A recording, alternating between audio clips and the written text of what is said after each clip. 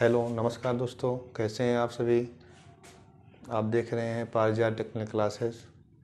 पारिजात technical classes जो है पूर्णतया सब्जेक्टिव, ऑब्जेक्टिव और ट्रिकी मेथड से आपको इलेक्ट्रिशियन संबंधित टेक्नीशियन लेवल पे जो है शिक्षा देती है और परीक्षाओं में सम्मिलित होने के लिए आपको अवसर देती है। आप जो हैं यहाँ से शिक्षा लेके आप सरकार द्वारा निकाली गई विभिन्न भर्तियों में परीक्षा में बैठ सकते हैं और सफलता हासिल कर सकते हैं।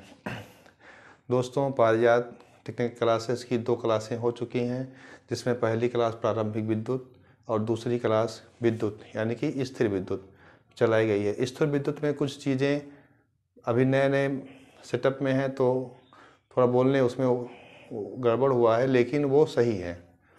अब ये हम ध्यान रखेंगे कि आगे के वीडियोज़ में ये सब चीज़ें ना होने पाए या हम दिन प्रतिदिन सुधार करें।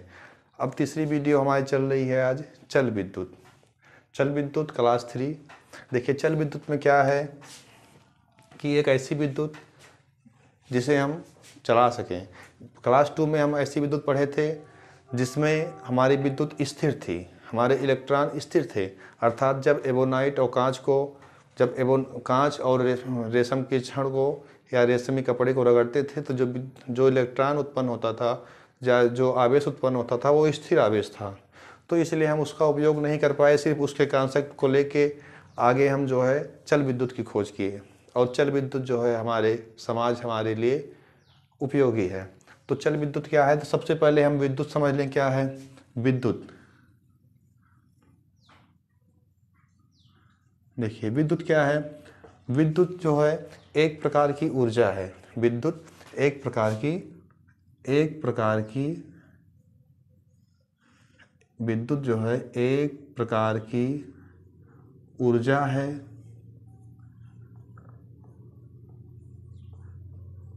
अर्थात आप पढ़े थे या पढ़े भी हैं कि ऊर्जा जो है क्या होती है। ऊर्जा को ना तो उत्पन्न कर सकते हैं ना तो नष्ट करते हैं, बल्कि हम एक रूप से दूसरे रूप में चेंज कर सकते हैं। तो वही विद्युत यहाँ भी है, क्योंकि जो हमारे इलेक्ट्रॉन थे यानी कि जो हमारे परमाणु थे वो शांत थे।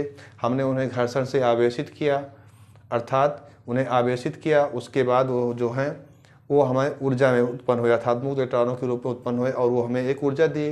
उस ऊर्जा को ही हम क्या किए, प्रवाहित करके विद्युत धारा प्राप्त किए और विद्युत का उपयोग किए।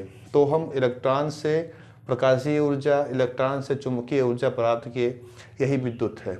अर्थात विद्युत की परिभाषा जब मूल रूप से पूछेगा कि विद्युत क्या है, तो विद्युत एक प्रकार की ऊर्जा है जिसे उसके प्रयोगों द्वारा अर्थात विद्युत के प्रयोगों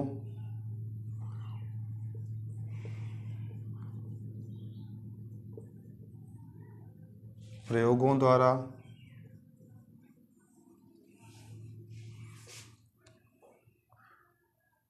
विद्युत एक प्रकार की ऊर्जा है जिसे उसके प्रयोगों द्वारा यहाँ आप लिख सकते हैं कि विद्युत एक प्रकार की ऊर्जा है जिसे उसके अनुप्रयोगों द्वारा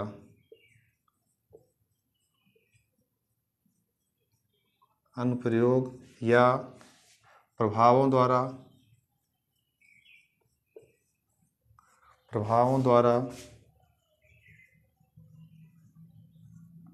समझा जा सकता है। देखिए, इस परिभाषा का मतलब क्या हुआ कि विद्युत एक प्रकार की ऊर्जा है जिसे हम उसके अनुप्रयोग अर्थात प्रभावों द्वारा समझ सकते हैं या समझा जा सकता है। अर्थात विद्युत हमें दिखाई नहीं देती है तो हम कैसे जानेंगे कि विद्युत है कि नहीं है। तो इसे हम उसके जो प्रयोग बनाए गए अर्थात बल्ब, वो प्रकाशीय ऊर्जा देता है, ठीक है। जो फैन बनाया गया वो चुंबकीय प्रभाव उत्पन्न करता है, ठीक है। ऐसे अनेक चीज़ें बनाई गई जो उसके प्रयोग से हम समझ सकते हैं कि यहाँ पे विद्युत विद्यमान है, उसे ही हम विद्युत कहते हैं। फिर अब बात आती है विद्युत का प्रवाह, ठीक है। तो इनका प्रवाह जो होता है वो मुक्त इलेक्ट्रॉनों से होता है। मुक्त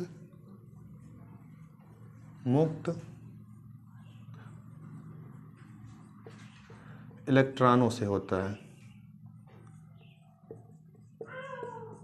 अब बात आ गई मुक्त इलेक्ट्रॉन क्या हैं, तो आपको क्लास 1 में बताया गया है, फिर भी हम यहाँ एक बार फिर से बता दे रहे हैं कि मुक्त इलेक्ट्रॉन क्या है।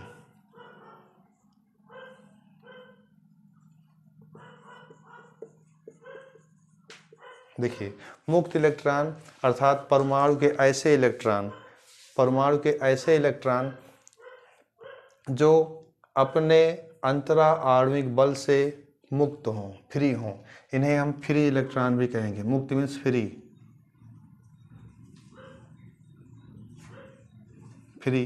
और इलेक्ट्रॉन की हिंदी होती है, इलेक्ट्रॉन की हिंदी अगर कहा जाए तो कहारवा होती है। ये इलेक्ट्रॉन की हिंदी है, कहारवा। इसे हम फ्री इलेक्ट्रॉन कहते हैं। तो सबसे पहले हम समझें फ्री इलेक्ट्रॉन किसे कहेंगे।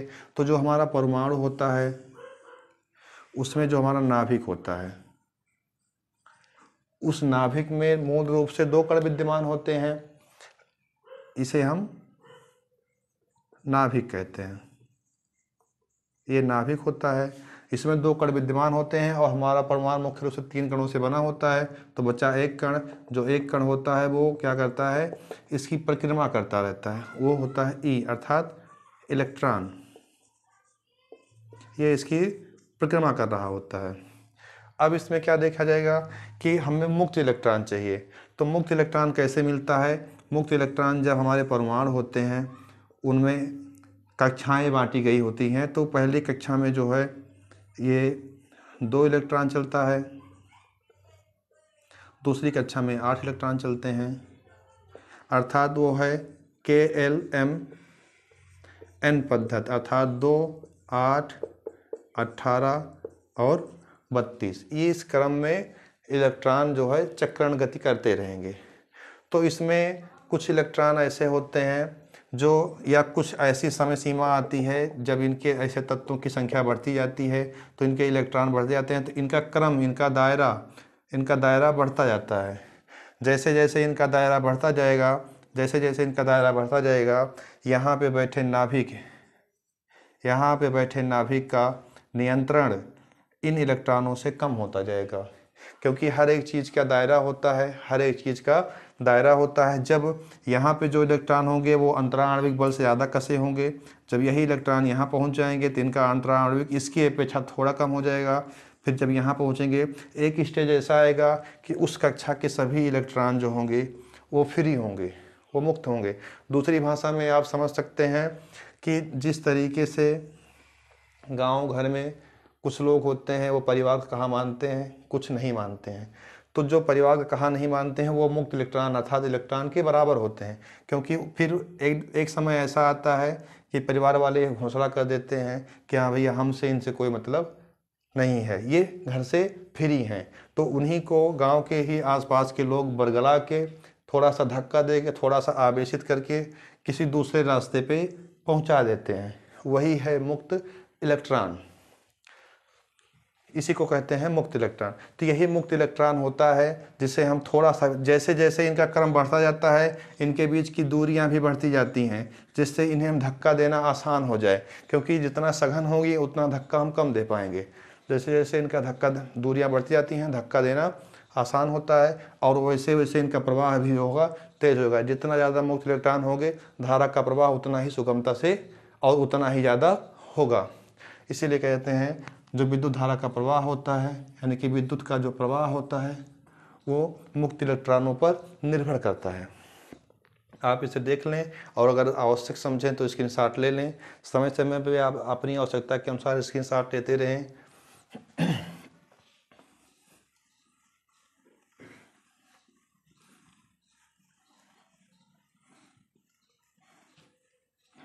देखिए अब इसमें क्या आ गया,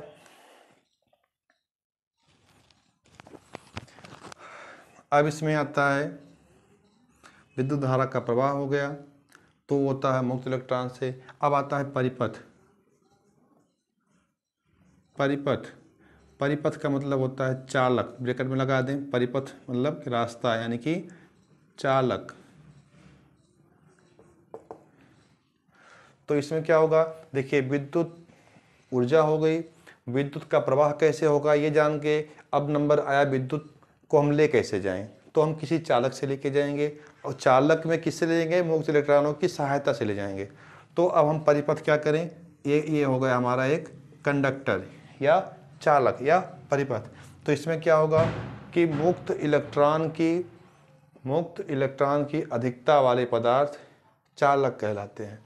जितने ज़्यादा मुक्त इलेक्ट्रॉन पदार्थ में होंगे वो चालक उतना ही अच्छा विद्युत का चालक होगा, उतना ही अच्छा उसमें से आवेश या विद्युत या इलेक्ट्रॉन प्रवाह संभव होगा ना। तो इसीलिए इसमें हम लिख सकते हैं कि मुक्त इलेक्ट्रॉनों की अधिकता वाले पदार्थ चालक कहलाते हैं। अर्थात मुक्त इलेक्ट्रॉनों की अधिकता वाले पदार्थ चालक कहते हैं। जैसे जैसे मुक्त इलेक्ट्रॉनों की संख्या बढ़ती जाएगी वैसे वैसे चालक की गुणवत्ता बढ़ती जाएगी। जैसे चालक में सबसे कम लोहा आ गया, फिर इससे थोड़ा मुक्त इलेक्ट्रॉन बढ़ेंगे तो एल्यूमिनियम आ गया, उससे थोड़ा बढ़े तो तांबा आ गया अर्थात कॉपर, उससे थोड़ा बढ़े तो सिल्वर आ गया, फिर गोल्ड आ गया, फिर बीच में एक होता है पीतल ब्रास, वो आ गया। इस तरीके से ये मुक्त इलेक्ट्रॉनों पर निर्भर करता है कि चालक को किस कैटेगरी में रखा जाए, कौन सुपर चालक है और कौन नॉन सुपर चालक है। तो देखिए ये हो गया। तो इस पे यहाँ पे हम नोट कर लेंगे एक बिंदु कि मुक्त इलेक्ट्रॉनों की संख्या बढ़ने पर पदार्थ की गुणवत्ता, ब्रैकेट में लिख देंगे चालकता बढ़ती है। अर्थात जैसे जैसे मुक्त इलेक्ट्रॉनों की संख्या बढ़ेगी पदार्थ में वैसे वैसे ही उस पदार्थ की गुणवत्ता में भी परिवर्तन होता जाएगा, उसको हम ऊपर का दर्जा देते जाएंगे। जैसे जैसे मुक्त इलेक्ट्रॉन कम होते जाएंगे उसमें उसको हम नीचे का दर्जा देते जाएंगे। ये है मुक्त इलेक्ट्रॉन, ठीक है। इसी से जो है धारा का प्रवाह होता है। अब विद्युत हो गई, विद्युत का प्रवाह हो गया, विद्युत के लिए परिपथ दे दिए, ठीक ना। अब इसकी हम दिशा जान लें किधर से किधर जाएगी ना। तो आप लोग देख लें, इसमें जो होता है ये यहाँ इनपुट होता है और यहाँ पे आउटपुट होता है।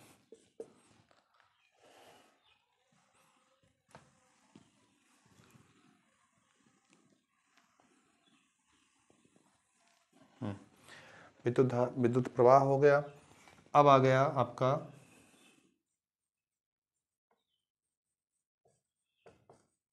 विद्युत धारा का प्रवाह। देखिए विद्युत धारा का प्रवाह क्या है। विद्युत धारा का प्रवाह जो है अर्थात किस तरीके से होता है, तो आप सबसे पहले ये समझ लीजिए कि धारा का प्रवाह कैसे होता है। अभी विद्युत को हटा दीजिए, ठीक है। जिस भाव में धारा का प्रवाह होता है अर्थात जिस प्रकार धारा का प्रवाह होता है उसी से संबंधित होता है विद्युत प्रभाव, ठीक ना। तो जैसे जैसे कि ऊष्मा का प्रवाह हो, हवा का प्रवाह हो, जल का प्रवाह हो, ताप का प्रवाह हो, जिस तरीके से उच्च से निम्न होता है उसी तरीके से हर प्रकार की धाराएं जो होती हैं वो हमेशा क्या होती हैं, उच्च से निम्न होती हैं। अर्थात उच्च विभव से निम्न विभव, ये हर धारा के प्रवाह का नियम है। हर धारा का प्रवाह चाहे वो ऊष्मा हो, चाहे वो ताप हो, चाहे वो जल हो, ठीक है, और चाहे वो विद्युत हो, हर धारा के प्रवाह का ये नियम है कि वो हमेशा उच्च विभव से निम्न विभव या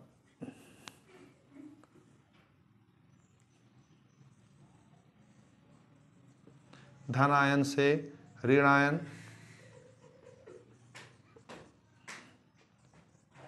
धन से ऋण आयन की तरफ प्रवाहित होगी।